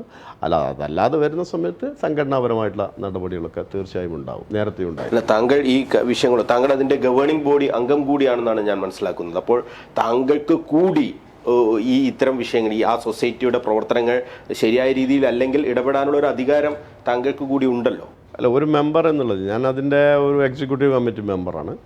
എന്നെ പോലുള്ള ഒരുപാട് നേതാക്കന്മാരൊക്കെ അതിൽ അംഗങ്ങളാണ്. പക്ഷേ ഈ വിഷയങ്ങളൊക്കെ ഞങ്ങളുടെ ശ്രദ്ധയിൽ വരുന്ന സമയത്ത് അതിൻ്റെ നിജസ്ഥിതി എന്താണ് എന്നതിനെക്കുറിച്ച് കൃത്യമായിട്ടുള്ള പഠനം നടത്തിയിട്ട് ഞങ്ങൾ ആ കാര്യത്തിൽ അഭിപ്രായം പ്രകടിപ്പിക്കാറുണ്ട്. ആ അഭിപ്രായം പ്രകടിപ്പിച്ചതിൻ്റെ കൂടി അടിസ്ഥാനത്തിലാണല്ലോ ഈ വിഷയത്തിലൊരു പിഴവ് അതിൻ്റെ ഉത്തരവാദപ്പെട്ടിട്ടുള്ള ആളുകൾക്ക് പറ്റി ആ നിലപാട് തിരുത്തണം, ആ പിഴവുകൾ തിരുത്തണം എന്നുള്ള ഒരു നിലപാട് തന്നെയാണ് നേതാക്കന്മാരെടുത്തിട്ടുള്ളത്. അത് എടുക്കുകയും ചെയ്യും. ഇനിയും എന്തായാലും ഏതെങ്കിലും തരത്തിലുള്ള ഒരു നടപടിയിലേക്ക് പോകേണ്ട സാഹചര്യം ഇപ്പോഴില്ല. ഇല്ല, അതിലൊരു നടപടി ഇപ്പോൾ ആവശ്യമാണ് എന്ന് എനിക്ക് അഭിപ്രായമില്ല. കാരണം തെറ്റ് തിരുത്തുക എന്നുള്ളതാണല്ലോ ഏറ്റവും വലിയ തിരുത്തൽ പ്രക്രിയ. അത് തീർച്ചയായും അതിൻ്റെ ഉത്തരവാദപ്പെട്ട പ്രസിഡന്റും ഇത്തരം ഒരു വിവാദങ്ങളൊക്കെ വന്നപ്പോൾ അത് നേരിട്ട് ബാധിക്കുന്നത് പാണക്കാട് സാദിഖ് അലി ശിഹാബ് തങ്ങളെ കൂടിയാണ്. കാരണം ആ പള്ളി കമ്മിറ്റിയുടെ ഖാദി കൂടിയാണ് അദ്ദേഹം. അപ്പോൾ അദ്ദേഹം ഈ വിഷയത്തിൽ ഏതെങ്കിലും തരത്തിലുള്ള നിലപാട് നിങ്ങളെ അറിയിച്ചിട്ടുണ്ട്? ഒരു ശരിയായില്ല എന്ന് അദ്ദേഹം പറഞ്ഞിട്ടുണ്ട്? ഇല്ല, ഇതുവരെ തങ്ങൾ ആ വിഷയവുമായി ബന്ധപ്പെട്ട് സംസാരിച്ചിട്ടൊന്നുമില്ല. തങ്ങളുടെ ശ്രദ്ധയിൽ ആ വിഷയം വന്നിട്ടുണ്ടോ എന്ന് എനിക്കറിയില്ല. ഏതായാലും തങ്ങൾ ആ വിഷയത്തിൽ ഇതുവരെ ഒരഭിപ്രായം ഞങ്ങളോട് പറഞ്ഞിട്ടില്ല. എന്തായാലും ഈ വഖഫ് ഭൂമി സംരക്ഷിക്കുക എന്നതിൽ നിന്നും ഒരു തരത്തിലും മുസ്ലിം ലീഗ് പിന്നോക്കം പോകില്ല. അതേ താങ്കൾ നേരത്തെ സൂചിപ്പിച്ച മുനമ്പം വിഷയവുമായി ബന്ധപ്പെട്ട് മുനമ്പത്ത് കയ്യേറ്റക്കാർക്ക് നികുതി അടക്കാനുള്ള സൗകര്യം ഒരുക്കി കൊടുക്കുന്നു എന്ന് നിയമസഭയിൽ KPA മജീദ് പ്രസംഗിച്ചതിൻ്റെ വീഡിയോകളാണ് ഇപ്പോൾ പുറത്ത് വന്നുകൊണ്ടേയിരിക്കുന്നത്. അപ്പോൾ അവിടെ ഒരു കയ്യേറ്റം നടന്നു എന്ന് ലീഗ് പറയുകയാണ്. പക്ഷേ കോൺഗ്രസ് അതിൽ നിന്ന് വ്യത്യസ്തമായ നിലപാട് സ്വീകരിക്കുന്നു. അത്തരം സങ്കീർണമായ പ്രശ്നങ്ങളൊക്കെ അവിടെയുമുണ്ട്. ലീഗ് എന്താണ് ഈ വഖഫ് വിഷയത്തിൽ ഇനി മുന്നോട്ട് സ്വീകരിക്കാൻ പോകുന്ന നിലപാടുകൾ? അല്ല, വഖഫ് ഭേദഗതി നിയമവുമായി ബന്ധപ്പെട്ട് ഇന്ത്യയിലെ മുസ്ലിങ്ങൾ വലിയ ആശങ്കയിലാണ്. തർക്കഭൂമികളിൽ തീരുമാനമെടുക്കാൻ കലക്ടർക്കോ അല്ലെങ്കിൽ കലക്ടർക്ക് മുകളിലുള്ള ഉദ്യോഗസ്ഥന് അധികാരം കൊടുക്കുന്ന വളരെ സുപ്രധാനമായിട്ടുള്ള ഭേദഗതിയാണല്ലോ ഇതിൽ ഉള്ളത്. ഒന്ന്. മറ്റൊന്ന്, ഇതിൻ്റെ കേന്ദ്ര വഖഫ് കൗൺസിലിലും അതുപോലെ തന്നെ സംസ്ഥാന വഖഫ് ബോർഡുകളിലൊക്കെ മുസ്ലിങ്ങളല്ലാത്ത ആളുകളെ നിയമിക്കുന്നത് സംബന്ധിച്ചുള്ള തർക്കങ്ങൾ. ഇത് ഇന്ത്യയുടെ ഭരണഘടനയുടെ തത്വങ്ങൾക്കെതിരാണ് എന്നുള്ളതാണ് മുസ്ലിം ലീഗിൻ്റെ നിലപാട്. മുസ്ലിം ലീഗിൻ്റെ മാത്രമല്ല, നമുക്കറിയാലോ ഇന്ത്യ മുന്നണിയിലെ എല്ലാ കക്ഷികളും ഏകകണ്ഠമായിട്ടുള്ള നിലപാട് എടുത്തു. സുപ്രീം കോടതിക്ക് പോലും അത് ബോധ്യപ്പെട്ടു എന്നുള്ളതാണ് ഇടക്കാല ഉത്തരവിലൂടെ വരുന്നത്. അപ്പോൾ മുസ്ലിം ലീഗിനോടൊപ്പം നിൽക്കുന്ന കക്ഷികളും ഇക്കാര്യത്തിൽ എടുത്തിട്ടുള്ള നിലപാട് ശരിയാണ് എന്ന് സാധൂകരിക്കുന്ന കാര്യങ്ങളാണ് രാജ്യത്ത് നമ്മൾ കാണുന്നത്. അതുകൊണ്ട് ആ നിലപാടിൽ ഉറച്ചു നിന്നുകൊണ്ടുള്ള പോരാട്ടങ്ങൾ, അത് നിയമപരമായും രാഷ്ട്രീയപരമായിട്ടുള്ള പോരാട്ടങ്ങൾ മുസ്ലിം ലീഗ് നടത്തും. അക്കാര്യത്തിൽ സംശയമില്ല. മുനമ്പത്തേത് ഒരു കയ്യേറ്റം എന്ന് തന്നെ ആ നിലപാടിൽ തന്നെയാണോ ഇപ്പോഴും ഉള്ളത്? അല്ല, ഞാൻ അതിനെക്കുറിച്ച് ആഴത്തിൽ പഠിച്ച ഒരാളല്ല. ഏതായാലും ആ വിഷയത്തിൽ രമ്യമായിട്ടുള്ളൊരു പരിഹാരമാണ് മുസ്ലിം ലീഗ് ആഗ്രഹിക്കുന്നത്. അതിന് സാമുദായിക നേതാക്കന്മാരുടെ അടക്കം യോഗങ്ങൾ മുസ്ലിം ലീഗ് വിളിച്ചു ചേർത്തിട്ടുണ്ട്. ഫറൂഖ് കോളേജ് മാനേജ്മെൻറ്റിൻ്റെ യോഗം, കേരളത്തിലെ സാമുദായിക സംഘടനകളുടെ യോഗം മുസ്ലിം ലീഗ് വിളിച്ചു ചേർത്തു. ആ യോഗ തീരുമാനത്തിൻ്റെ അടിസ്ഥാനത്തിൽ അതിൻ്റെ നേതൃത്വപരമായിട്ടുള്ള ഉത്തരവാദിത്വം ബഹുമാനപ്പെട്ട സാദിഖ് അലി ശിഹാബ് തങ്ങളിൽ ആ യോഗങ്ങൾ ഏൽപ്പിച്ചു. അതിൻ്റെ അടിസ്ഥാനത്തിലാണ് അദ്ദേഹം അതിനു വേണ്ടി ശ്രമങ്ങൾ നടത്തിക്കൊണ്ടിരിക്കുന്നത്. ആ ശ്രമത്തിൻ്റെ പര്യവസാനം എന്ന് പറയുന്നത് സർക്കാരാണ് അതിൽ നിലപാടെടുക്കേണ്ടത് എന്നുള്ളതാണ് മുസ്ലിം ലീഗ് തീരുമാനിച്ചത്.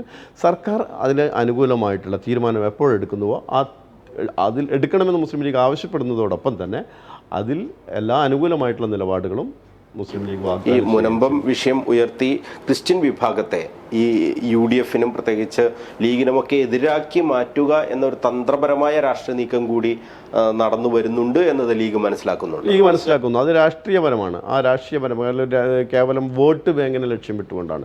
ഇപ്പോൾ വഖഫ് ഭേദഗതി നിയമം പാർലമെൻറ്റ് പാസ്സാക്കിയപ്പോൾ കേന്ദ്രമന്ത്രി ഡൽഹിയിൽ വെച്ച് പ്രസ്താവിച്ചത് വഖഫ് ഈ മുനമ്പത്തെ ഇരകൾക്ക് സംരക്ഷണം കിട്ടും, നീതി ലഭിക്കുമെന്നാണ്.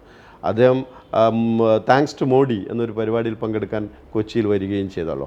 പക്ഷെ അവിടെ എത്തിയപ്പോൾ അദ്ദേഹം എന്താണ് പറഞ്ഞത്? അത് നേരെ തിരിച്ചാണ് പറഞ്ഞത്. അതുപോലെ തന്നെ CPM-ൻ്റെ സംസ്ഥാന സെക്രട്ടറി MV ഗോവിന്ദൻ മാസ്റ്റർ എന്താണ് പറഞ്ഞത്?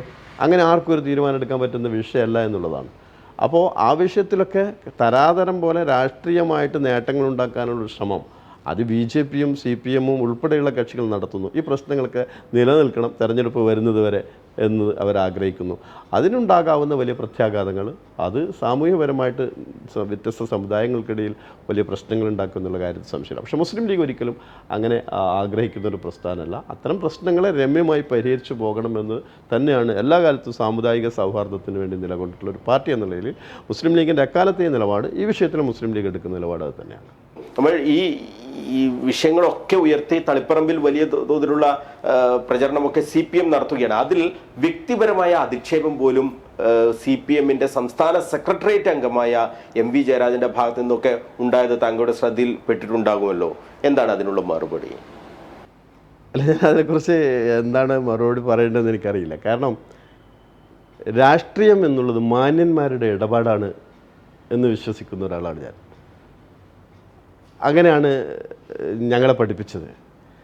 മാന്യതയുടെ സീമകൾ ലംഘിക്കുന്ന നിലപാടുകൾ ആരൊക്കെ കേരളത്തിൽ എടുത്തിട്ടുണ്ടോ അവരൊക്കെ പിൽക്കാലത്ത് രാഷ്ട്രീയമായി ഒറ്റപ്പെട്ടിട്ടുണ്ട് എന്ന് നമുക്കെല്ലാവർക്കും അറിയാം.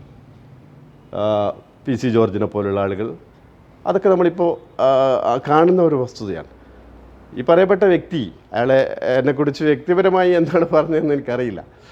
ഏതായാലും അദ്ദേഹം പഠിച്ചിട്ടുള്ള രാഷ്ട്രീയമല്ല ഞാൻ പഠിച്ചിട്ടുള്ളത് എന്നുള്ളത് കൊണ്ടും അദ്ദേഹം സ്വീകരിക്കുന്ന രാഷ്ട്രീയ നിലപാടല്ല എൻ്റെ ചെറിയ പ്രായത്തിൽ തന്നെയുള്ള പൊതുപ്രവർത്തനത്തിൽ ഞാൻ സ്വീകരിച്ചിട്ടുള്ളത് എന്നുള്ളത് കൊണ്ടും അതിന് ആ ഒരു വിധത്തിൽ മറുപടി പറയാൻ ഞാൻ ആഗ്രഹിക്കുന്നില്ല.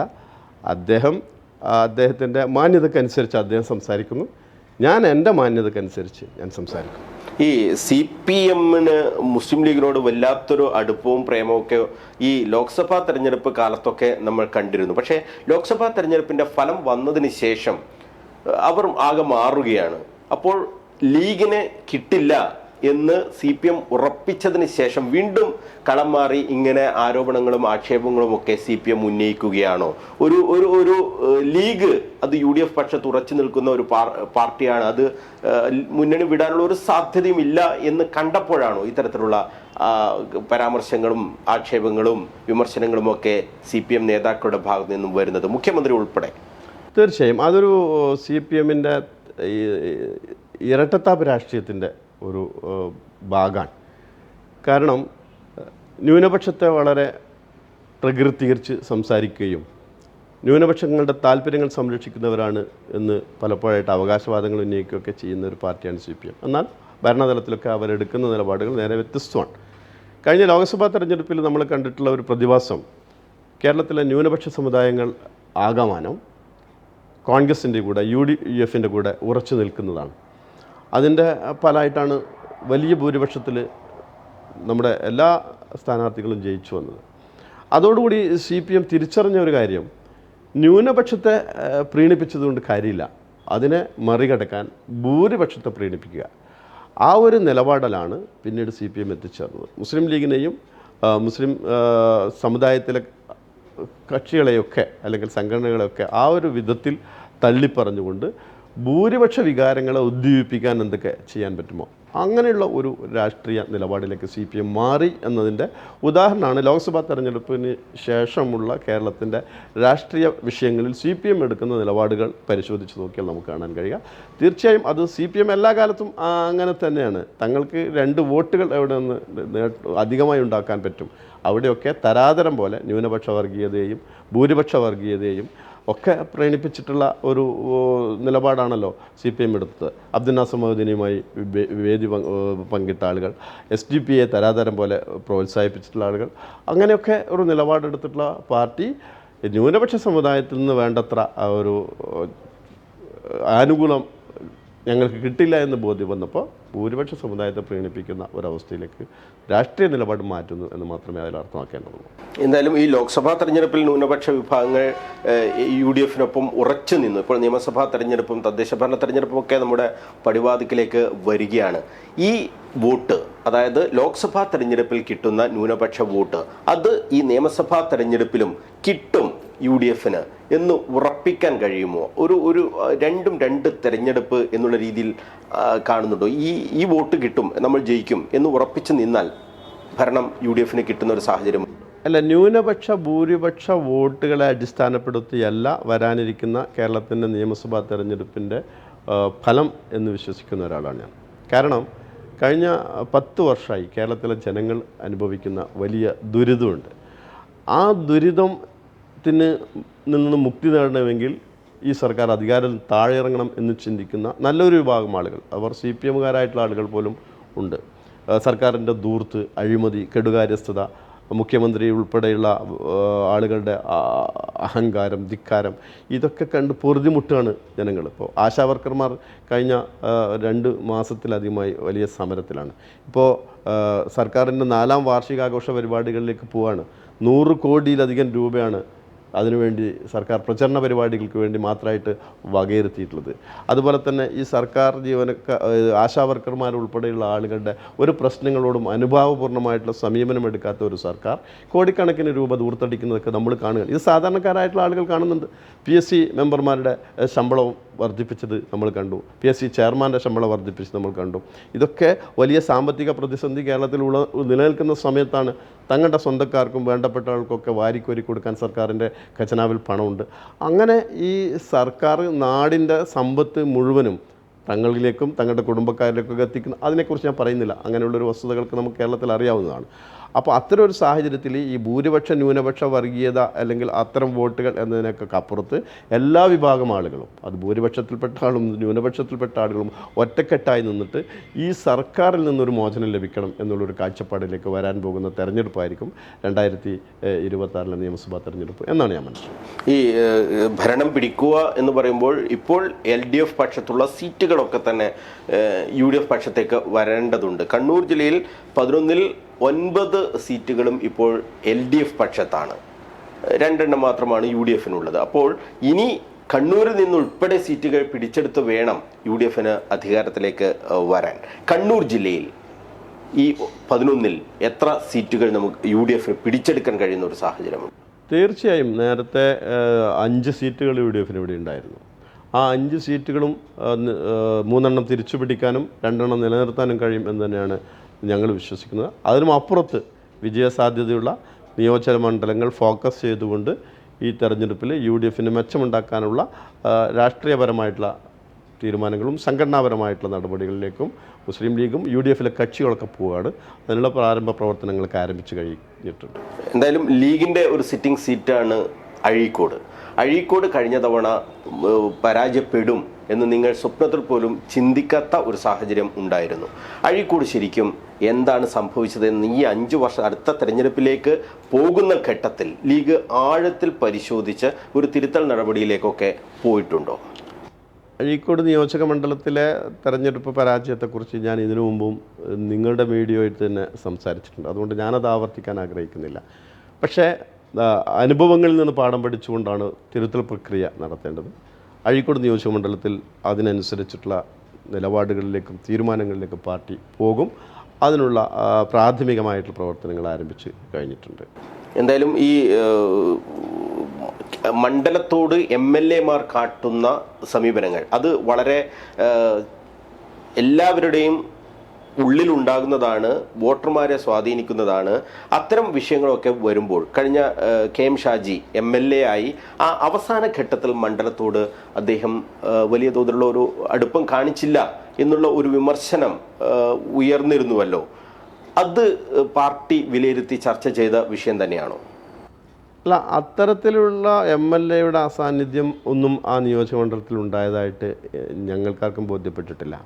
വികസന പ്രവർത്തനങ്ങളിലൊക്കെ വളരെ സ്തുത്യർഹമായിട്ടുള്ള പ്രവർത്തനങ്ങൾ കാഴ്ചവെച്ചിട്ടുള്ള ഒരാൾ തന്നെയാണ് KM ഷാജി. പിന്നെ അഴീക്കോട് കാണുന്ന എല്ലാ വലിയ വികസന പ്രവർത്തനങ്ങളുടെയും നേതൃത്വപരമായിട്ടുള്ള പങ്കാളിത്തം MLA എന്നുള്ള നിലയിൽ അദ്ദേഹത്തിനുണ്ടായിരുന്നു. മുന്നണിയുടെ സഹായം, ഭരണത്തിൻ്റെ ആനുകൂല്യമൊക്കെ അദ്ദേഹത്തിനുണ്ടായിരുന്നു. അതൊക്കെ അദ്ദേഹം ഫലപ്രദമായി വിനിയോഗിച്ചിട്ടുണ്ട്. പിന്നെ അദ്ദേഹത്തിനെതിരായി ഉയർത്തിക്കൊണ്ടുവന്നിട്ടുള്ള വ്യാജമായിട്ടുള്ള ആരോപണങ്ങൾ, ആ ആരോപണങ്ങളൊക്കെ കഴിഞ്ഞ നിയമസഭാ തെരഞ്ഞെടുപ്പിനെ പ്രതികൂലമായി ബാധിച്ചു എന്നുള്ളത് നമുക്കെല്ലാവർക്കും അറിയാവുന്ന വസ്തുതയാണ്. ആ വിധത്തിൽ മാത്രമേ ആ വിഷയത്തെ നമ്മൾ കാണേണ്ടതുള്ളൂ. അദ്ദേഹത്തിൻ്റെ വ്യക്തിപരമായിട്ടുള്ള ഒരു വീഴ്ചയായിട്ടോ പോരായ്മയായിട്ടോ നമ്മൾ കാണുന്നതിനൊക്കെ അപ്പുറത്ത് അതിന് ചില രാഷ്ട്രീയപരമായിട്ടുള്ള മാനങ്ങളുണ്ടായിരുന്നു. ആ രാഷ്ട്രീയപരമായിട്ടുള്ള വിഷയങ്ങളെ അദ്ദേഹത്തിനെതിരായി തിരിച്ചുവിട്ട് അതിൽ നിന്ന് മുതലെടുക്കാൻ മറുഭാഗത്തുള്ള ആളുകളൊക്കെ ശ്രമിച്ചപ്പോൾ അതിന് ഉണ്ടായിട്ടുള്ള റിസൾട്ടായിട്ടാണ് നമ്മളതിനെ കാണേണ്ടത്. ഈ നിയമസഭാ തെരഞ്ഞെടുപ്പിന് മുന്നേ തദ്ദേശ ഭരണ തെരഞ്ഞെടുപ്പ് നടക്കുകയാണ്. അതൊരു റിഹേഴ്സൽ എന്നുള്ള രീതിയിലാണ് തദ്ദേശ ഭരണ തെരഞ്ഞെടുപ്പ് നടക്കാൻ പോകുന്നത്. കഴിഞ്ഞ തവണ തദ്ദേശ ഭരണ തെരഞ്ഞെടുപ്പിൽ കണ്ണൂർ ജില്ലയിൽ വലിയ തിരിച്ചടിയാണ് UDF-നുണ്ടായത്. UDF-ന്റെ പക്കലുണ്ടായിരുന്ന നിരവധി മലയോര മേഖലയിലുള്ള തദ്ദേശ ഭരണ സ്ഥാപനങ്ങൾ ഉൾപ്പെടെ പോകുന്ന ഒരു സാഹചര്യമാണ് ഉണ്ടായത്. പക്ഷേ കണ്ണൂർ കോർപ്പറേഷൻ തിരിച്ചു പിടിക്കാനും കഴിഞ്ഞിട്ടുണ്ട്.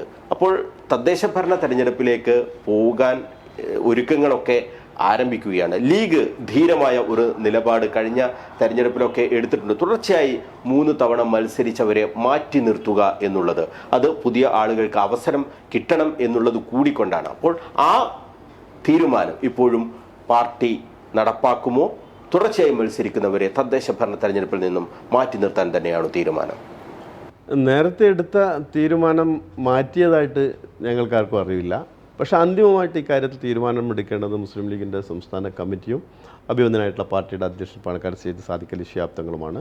തീർച്ചയായും യുക്തമായ സമയത്ത് അക്കാര്യത്തിൽ പാർട്ടിയുടെ ഒരു നിലപാട് വരും. അങ്ങനെ ഒരു തീരുമാനം വന്നു കഴിഞ്ഞാൽ അതിൻ്റെ കൂടെ എല്ലാ ഉത്തരവാദപ്പെട്ട പാർട്ടി പ്രവർത്തകന്മാരും ശിരസ വഹിച്ച് ആ തീരുമാനം അംഗീകരിച്ച് മുന്നോട്ട് പോകുന്ന ഒരു പാർട്ടിയാണ് മുസ്ലിം ലീഗ്.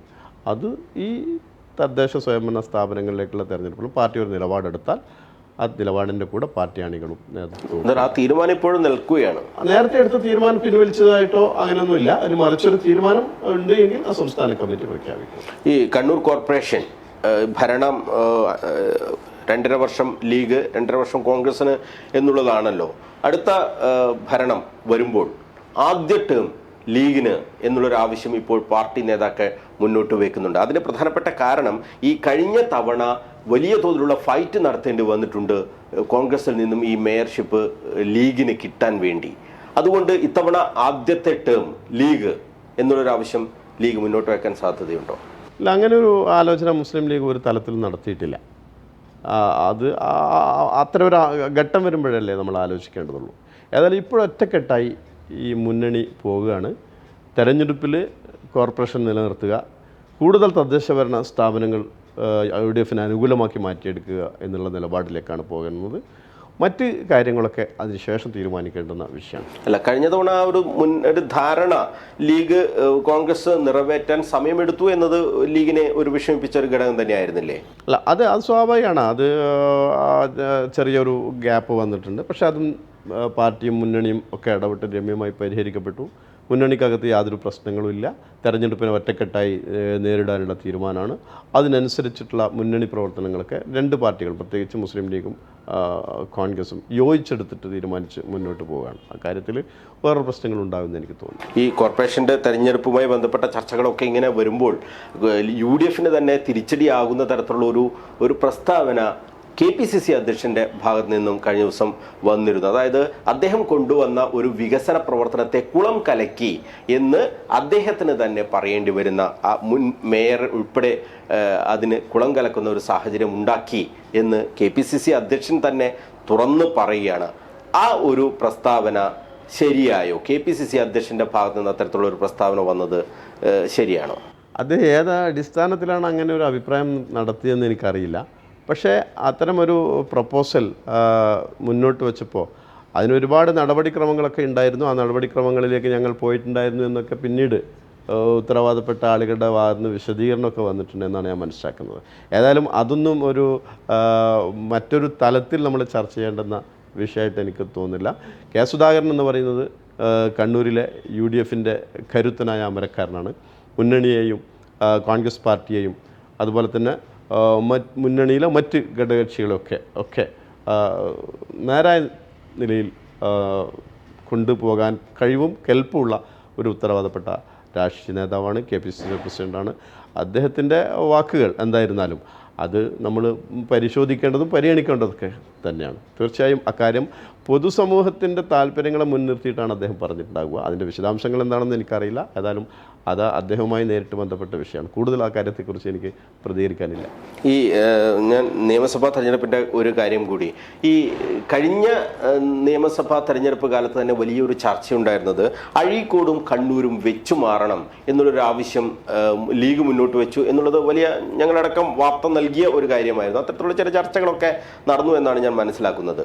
ലീഗ് കണ്ണൂരിൽ മത്സരിക്കുകയും അഴീക്കോട് കോൺഗ്രസ് മത്സരിക്കുകയും ചെയ്താൽ ഈ 2 സീറ്റും ജയിക്കാൻ കഴിയുന്ന ഒരു സാഹചര്യം ഉണ്ടാകില്ലേ? അത് മുൻകൂട്ടി പ്രവചിക്കാൻ പറ്റിയിട്ടുള്ള ഒരു കാര്യമൊന്നുമല്ല. ഏതായാലും കോൺഗ്രസ് മത്സരിച്ചാലും ലീഗ് മത്സരിച്ചാലും അഴീക്കോടും കണ്ണൂരും മുന്നണി ജയിക്കണം. മുസ്ലിം ലീഗ് ആ ഒരു അടിസ്ഥാനത്തിലാണ് ഈ വിഷയത്തെ കാണുന്നത്. അത് കണ്ണൂർ ജില്ലയിൽ ഏറ്റവും ചുരുങ്ങിയത് ഒരു 5-6 നിയോജക മണ്ഡലങ്ങളിലെങ്കിലും UDF വിജയിക്കാൻ പാകത്തിൽ എന്തൊക്കെ തന്ത്രപരമായിട്ടുള്ള രാഷ്ട്രീയ നിലപാടുകൾ സ്വീകരിക്കണമോ ആ നിലപാടുകൾ മുന്നണി സംസ്ഥാന അടിസ്ഥാനത്തിൽ സ്വീകരിക്കും. അങ്ങനെ സ്വീകരിച്ചാൽ അതിൻ്റെ പിന്നിൽ ഒറ്റക്കെട്ടായി കണ്ണൂർ ജില്ലയിലെ ലീഗ് നേതൃത്വവും പാർട്ടിയും ഉണ്ടാകും. അല്ല, ഇത് ഏതെങ്കിലും തരത്തിലൊരു ചർച്ച വരികയാണെങ്കിൽ മുസ്ലിം ലീഗ് ഇത്തരത്തിലുള്ള ഒരു ആവശ്യം പാർട്ടി മുന്നണി നേതൃത്വത്തിന് മുൻപാകെ വെക്കുന്നുണ്ടോ? ഒരു വെച്ചുമാറ്റം കണ്ണൂരാണ് ലീഗിന് കൂടുതൽ, കാരണം നമുക്കറിയാലോ കണ്ണൂർ നിയമസഭാ മണ്ഡലത്തിൻ്റെ ഏതാണ്ട് പകുതിയിലധികം ലീഗിൻ്റെ സ്വാധീന മേഖലകളാണ്. ഏതായാലും ജില്ലാതലത്തിൽ ഞങ്ങൾ അത്തരത്തിലുള്ളൊരു ആലോചനയിലേക്ക് കടന്നിട്ടില്ല. തദ്ദേശ സ്വയംഭരണ സ്ഥാപനങ്ങളിലുള്ള തെരഞ്ഞെടുപ്പിനാണ് ഇപ്പോൾ പ്രാമുഖ്യം കൊടുക്കുന്നത്. അത് കഴിഞ്ഞ് മാത്രമേ അത്തരം ചില ആലോചനകളിലേക്ക് വരുള്ളൂ. അത്തരം ഒരു ഘട്ടം വരുമ്പോൾ അതിൻ്റെ എല്ലാ വശങ്ങളും പഠിച്ച് പാർട്ടി ഒരു നിലപാടെടുക്കും. എന്തായാലും അത് ഒരു തള്ളിക്കളയാവുന്ന ഒരു വിഷയമല്ല. തള്ളിക്കളയാവുന്ന വിഷയമല്ല. UDF കേരളത്തിൽ കൂടുതൽ മെച്ചമുണ്ടാക്കാൻ പറ്റുന്ന വിധത്തിൽ എന്തൊക്കെ രാഷ്ട്രീയപരമായിട്ടുള്ള തിരുത്തലുകൾ, തന്ത്രങ്ങൾ ഒക്കെ സ്വീകരിക്കണോ അത് UDF പൊതുവായിട്ടുള്ള നന്മയെ ലക്ഷ്യമിട്ടുകൊണ്ടാണ്. അത് കക്ഷികൾ എന്നുള്ള നിലയിൽ ലീഗിൻ്റെ അഭിപ്രായം ഉണ്ടാകും, കോൺഗ്രസിൻ്റെ അഭിപ്രായം ഉണ്ടാകും. എന്താണ് മുന്നണിക്ക് പൊതുവായിട്ട് ഗുണകരമാകുക എന്നുള്ള നിലപാടിലേക്ക് എത്താൻ കേരളത്തിൽ കെൽപ്പുള്ള മുന്നണി നേതൃത്വമുണ്ട് എന്നാണ് ഞാൻ മനസ്സിലാക്കുന്നത്. തീർച്ചയായും ആ ഒരു ഘട്ടം വരുമ്പോൾ പാർട്ടിയും ആ പാർട്ടിയുടെ നിലപാട് പറയും. അതിന് അടിസ്ഥാനപരമായ ഒരു കാര്യം കൂടിയുണ്ട്. ഈ ലോക്സഭാ തെരഞ്ഞെടുപ്പിലൊക്കെ കെ സുധാകരനൊക്കെ മത്സരിക്കുമ്പോൾ അഴീക്കോട് 10-30,000 വോട്ടിൻ്റെ ഒക്കെ 25,000 വോട്ടിൻ്റെ ഒക്കെ ലീഡാണ് വരുന്നത്. പക്ഷേ ആ വോട്ട് നിയമസഭാ തെരഞ്ഞെടുപ്പിലേക്ക് വരുമ്പോൾ കിട്ടുന്നില്ല എന്നുള്ളത്. അപ്പോൾ കോൺഗ്രസിൻ്റെ വോട്ടും മുഴുവനായും അഴീക്കോട് മണ്ഡലത്തിൽ ലീഗിന് ലീഗ് സ്ഥാനാർത്ഥി മത്സരിക്കുമ്പോൾ കിട്ടുന്നില്ല എന്നുള്ളൊരു പരാതി അവിടുത്തെ പ്രാദേശികമായ നേതാക്കൾ തന്നെ എപ്പോഴും ഉന്നയിക്കുന്ന ഒരു വിഷയമാണ്. അല്ല, അതിൽ വലിയ കാഴ്മുണ്ടെന്ന് എനിക്ക് തോന്നുന്നില്ല. കാരണം ലോക്സഭാ തെരഞ്ഞെടുപ്പിലെ വോട്ടിംഗ് പാറ്റേണും നിയമസഭാ തെരഞ്ഞെടുപ്പിലെ വോട്ടിംഗ് പാറ്റേണൊക്കെ വ്യത്യസ്തമാണ്. ഇപ്പോൾ തളിപ്പറമ്പ് അസംബ്ലി നിയോജക മണ്ഡലത്തിൽ 8,000 വോട്ടിന് ലോക്സഭാ തെരഞ്ഞെടുപ്പ് വന്നപ്പോൾ സുധാകരൻ മുന്നിലാണ്. അപ്പോൾ കല്യാശ്ശേരിയിൽ രാജ്മോഹൻ ഉണ്ണിത്താൻ 1000 വോട്ടിന് മാത്രമാണ് പിറകിൽ പോയത്. അപ്പോൾ ആ മണ്ഡലങ്ങളൊക്കെ ആ ഒരു അടിസ്ഥാനത്തിൽ ചിന്തിക്കുന്നതല്ല. ലോക്സഭാ തെരഞ്ഞെടുപ്പിലെ വോട്ടിംഗ് നിലവാരം അത് വേറൊരു തലത്തിലാണ്. കേന്ദ്രത്തിലെ കോൺഗ്രസ് മുന്നണി അധികാരത്തിൽ വരണമെന്ന് കേരളത്തിലെ ജനങ്ങൾ മൊത്തത്തിൽ ചിന്തിക്കുന്നതിൻ്റെ ഒരു പ്രതിഫലനമായിട്ട് മാത്രമേ നമുക്കത് കാണാൻ പറ്റുള്ളൂ. അതും നിയമസഭാ തെരഞ്ഞെടുപ്പിലെ വോട്ടിംഗ് പാറ്റേണും തമ്മിൽ താരതമ്യം ചെയ്യേണ്ടതല്ല എന്നുള്ള അഭിപ്രായക്കാരനാണ് ഞാൻ. എന്തായാലും ഈ ലോക്സഭാ തെരഞ്ഞെടുപ്പിലെ വലിയ വിജയം കണ്ട് നിയമസഭാ തെരഞ്ഞെടുപ്പിലേക്ക് പോയാൽ നമുക്ക് വീണ്ടും ഒരു ഭരണം കിട്ടുമെന്ന് നമുക്ക് പ്രതീക്ഷിക്കാൻ കഴിയുന്ന സാഹചര്യമൊന്നുമില്ല. ഒരിക്കലും അങ്ങനെ ചിന്തിക്കുന്ന ഒരു പാർട്ടിയും മുന്നണിയല്ലല്ലോ ലീഗും അതുപോലെ തന്നെ UDF. തീർച്ചയായും ഇവിടെ കോൺഗ്രസ് മുസ്ലിം ലീഗും ഒറ്റക്കെട്ടായി നിന്ന് ഈ പിണറായി സർക്കാരിനെ അധികാരത്തിൽ നിന്ന് താഴെ ഇറക്കുക എന്നുള്ള ഒരു രാഷ്ട്രീയ നിലപാടിലേക്കാണ് പോകുന്നത്. അതിന് ഞാൻ നേരത്തെ പറഞ്ഞിട്ടുള്ള ഒരുപാട് അനുകൂലമായിട്ടുള്ള സാഹചര്യമുണ്ട്. ആ സാഹചര്യങ്ങൾ മുതലാക്കിക്കൊണ്ട് ആ സാഹചര്യങ്ങൾ അനുകൂലമാക്കിക്കൊണ്ട് നാട്ടിലെ ജനങ്ങളുടെ നന്മയ്ക്ക് വേണ്ടി ഈ സർക്കാരിനെ താഴെ ഇറക്കുക എന്നുള്ള വലിയ പോരാട്ടവും അതിനനുസരിച്ചുള്ള പ്രവർത്തനങ്ങളാണ് UDF ലക്ഷ്യമിടുന്നത്. അത് വളരെ സജീവമായിട്ട് തന്നെ മുന്നോട്ട് പോകും. ലീഗ് സജ്ജമായി കഴിഞ്ഞു, പക്ഷേ കോൺഗ്രസ് സജ്ജമായി എന്ന് നമുക്ക് പറയാൻ കഴിയുമോ? കോൺഗ്രസും സംഘടനാടിസ്ഥാനത്തിൽ വളരെ പഴയതിൽ നിന്നൊക്കെ വിഭിന്നമായിട്ട് വളരെ മുന്നോട്ട് പോയിട്ടുണ്ട് എന്നാണ് ഞാൻ മനസ്സിലാക്കുന്നത്. ബൂത്ത് തലത്തിലുള്ള കമ്മിറ്റികൾ അതുപോലെ തന്നെ സംഘടനാപരമായിട്ടുള്ള പ്രവർത്തനങ്ങൾക്ക് വളരെ സജീവമായി നിലനിൽക്കുന്നുണ്ട്.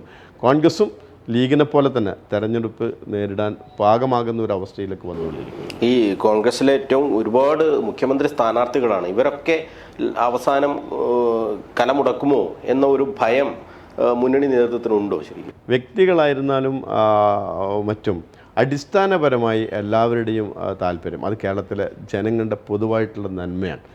കേരളത്തിലെ ജനങ്ങൾ ആവശ്യപ്പെടുന്നതാകട്ടെ ഈ സർക്കാർ താഴെയിറങ്ങണം എന്നുള്ളതാണ്. കഴിഞ്ഞ 10 വർഷമായി അവർ അനുഭവിക്കുന്ന ദുരിതങ്ങളുണ്ട്. ആ ദുരിതങ്ങളുടെയൊക്കെ മുഖത്ത് വ്യക്തിപരമായിട്ടുള്ള താല്പര്യങ്ങൾക്കൊന്നും വലിയ പ്രസക്തിയില്ല എന്ന് വിശ്വസിക്കുന്ന ഒരു പൊതുപ്രവർത്തകനാണ് ഞാൻ. അതുകൊണ്ട് കേരളത്തിൻ്റെ പൊതുവായിട്ടുള്ള നന്മ ലക്ഷ്യമിട്ടുകൊണ്ട് ഒരു നിലപാട് UDF ഒറ്റക്കെട്ടായി എടുക്കുമ്പോൾ അത് മുന്നണി നേതാക്കന്മാരൊക്കെ അതിൻ്റെ കൂടെ ഉണ്ടാകും എന്നുള്ള കാര്യത്തിൽ സംശയമൊന്നുമില്ല. മുസ്ലിം ലീഗിന്റെ കണ്ണൂർ ജില്ലാ പ്രസിഡന്റ് അഡ്വക്കേറ്റ് അബ്ദുൽ കരീം ചേലേരിയാണ് വളരെ വിശദമായി തന്നെ തെരഞ്ഞെടുപ്പുമായി ബന്ധപ്പെട്ടും വഖഫ് വിഷയവുമായി ബന്ധപ്പെട്ടും നമ്മളോട് സംവദിച്ചത്. അദ്ദേഹം തികഞ്ഞ ആത്മവിശ്വാസത്തിലാണ്. നിയമസഭാ തദ്ദേശ ഭരണ തെരഞ്ഞെടുപ്പുകളിൽ UDF വലിയ വിജയം നേടും എന്ന കാര്യത്തിൽ അദ്ദേഹത്തിന് ഒരു സംശയവുമില്ല. അതിനു വേണ്ട പ്രവർത്തനങ്ങളൊക്കെ തന്നെ മുസ്ലിം ലീഗ് നടത്തുന്നുമുണ്ട്. നമുക്കറിയാം UDF സംവിധാനത്തിലെ നട്ടെല്ല് എന്ന് പറയുന്നത് മുസ്ലിം ലീഗാണ്. അതുതന്നെയാണ് LDFനെ പ്രത്യേകിച്ച് CPMനെ ഭയപ്പെടുത്തുന്നതും. ലീഗ് എടുക്കുന്ന നിലപാടുകൾ, അവരുടെ നേതൃത്വം, മുന്നണിയെ കെട്ടുറപ്പോടെ മുന്നോട്ട് കൊണ്ടുപോകുന്നതിലെ അവരുടെ വൈദഗ്ധ്യം, ഇതൊക്കെ തന്നെയാണ് LDFനെ ഉറക്കം കെടുത്തുന്നതും. ആ നിലയിൽ തന്നെ കെട്ടുറപ്പോടെ മുന്നോട്ട് പോകും എന്ന് അഡ്വക്കേറ്റ് അബ്ദുൽ കരീം ചേലേരി വ്യക്തമാക്കുകയാണ്.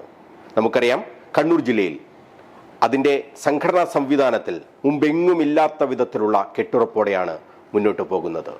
വലിയ രീതിയിലുള്ള വിഭാഗീയ പ്രവർത്തനങ്ങളൊക്കെ നടന്നിരുന്ന തളിപ്പറമ്പിൽ പോലും ഇന്ന് പാർട്ടി ഒറ്റക്കെട്ടാണ്. അതിനൊക്കെ നേതൃത്വം നൽകി മുന്നോട്ട് പോയത് അഡ്വക്കേറ്റ് അബ്ദുൽ കരീം ചേലേരിയുടെ നേതൃത്വവുമാണ്. ജില്ലയിലാകെ പാർട്ടി സംവിധാനത്തെ മുന്നോട്ട് നയിക്കുന്നതിൽ നിർണായകമായ പങ്ക് വഹിച്ചുകൊണ്ട് തന്നെയാണ് അഡ്വക്കേറ്റ് അബ്ദുൽ കരീം ചേലേരി മുന്നോട്ട് പോകുന്നത്. നമ്മുടെ ചോദ്യങ്ങൾക്കൊക്കെ തന്നെ വളരെ വ്യക്തമായി മറുപടി നൽകിയ അഡ്വക്കേറ്റ് അബ്ദുൽ കരീം ചേലേരിക്ക് തുടർന്ന് അങ്ങോട്ടുള്ള അദ്ദേഹത്തിൻ്റെ രാഷ്ട്രീയ പ്രവർത്തനത്തിൽ എല്ലാവിധ ഭാവുകങ്ങളും നേരുകയാണ്. നമുക്കറിയാം അദ്ദേഹം പൊതു പ്രവർത്തനത്തിൽ ഇടപെടുന്ന രീതി, എല്ലാവരോടും വലിയ രീതിയിലുള്ള അടുപ്പം പുലർത്തുന്ന, സൗഹൃദം പുലർത്തുന്ന നേതാവ് കൂടിയാണ് അദ്ദേഹം. അടുത്ത നിയമസഭാ തെരഞ്ഞെടുപ്പിൽ സ്ഥാനാർത്ഥിയായി, UDFന്റെ സ്ഥാനാർത്ഥിയായി കണ്ണൂരിൽ അല്ലെങ്കിൽ അഴീക്കോട് നിയമസഭാ മണ്ഡലത്തിൽ നമുക്ക് അദ്ദേഹത്തെയും പ്രതീക്ഷിക്കാം. അത് അദ്ദേഹത്തോട് ചോദിച്ചാൽ അത് പാർട്ടി തീരുമാനിക്കും എന്ന് മാത്രമായിരിക്കും അദ്ദേഹത്തിൻ്റെ മറുപടി എന്ന് അറിയാവുന്നത് കൊണ്ട് തന്നെയാണ് അദ്ദേഹത്തോട് അത് ചോദിക്കാത്തത്. എന്തായാലും അതിന് അദ്ദേഹം പ്രാപ്തനാണ് എന്ന് തെളിയിക്കുന്ന പ്രവർത്തനങ്ങൾ തന്നെയാണ് കഴിഞ്ഞ കുറേ നാളുകളായി, വർഷങ്ങളായി കണ്ണൂർ ജില്ലയിൽ അദ്ദേഹം നടത്തിക്കൊണ്ടിരിക്കുന്നത്. അദ്ദേഹത്തിന് എല്ലാവിധ ഭാവുകങ്ങളും നേർന്നുകൊണ്ട് കണ്ണൂർ വിഷൻ BMH ക്വസ്റ്റ്യൻ അവറിന്റെ ഈ അധ്യായം ഇവിടെ അവസാനിക്കുന്നു. അടുത്ത ഒരു അതിഥിയുമായി നമുക്ക് അടുത്തയാഴ്ച വീണ്ടും കാണാം. നന്ദി, നമസ്കാരം.